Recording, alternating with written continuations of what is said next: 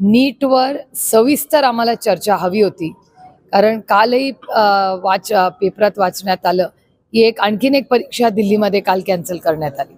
त्यामुळे नीटची परीक्षा किंवा देशातल्या कुठल्याही कॉम्पिटिटिव्ह परीक्षांमध्ये आज प्रचंड भ्रष्टाचार हा झालेला आहे असं वर्तमानपत्र आणि चॅनेल्समधून दिसतंय. त्यामुळे नक्की पुढच्या पिढीसाठी ना नोकऱ्या आहेत ना कॉम्पिटिटिव्ह परीक्षा मेरिटवर कुणाला न्याय मिळतो. हे अतिशय गंभीर आणि मोठी आव्हानं या देशासमोर आहेत. म्हणून आमची इच्छा होती आणि सरकारला विनंती होती की एक पूर्ण दिवस कॉम्पिटिटिव्ह परीक्षा आणि नीटवर सविस्तर चर्चा व्हावी.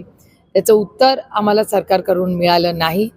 पार्लमेंटमध्ये सगळेच हजर होते, पण धर्मेंद्र प्रधानजीही पार्लमेंटमध्ये हजर होते, पण त्यांच्याकडून देशाला उत्तर मिळालं नाही याचा मी जाहीर निषेध करते. आणि आमची एवढीच अपेक्षा होती की राजकारण बाजूला ठेवून आपण नीट सारख्या अतिशय गंभीर आणि संवेदनशील असा विषय असताना त्याच्यावर चर्चा झाली पाहिजे. ठळक घडामोडींसाठी देशोन्नती न्यूज चॅनलला सबस्क्राईब करा आणि बेल आयकॉन प्रेस करा.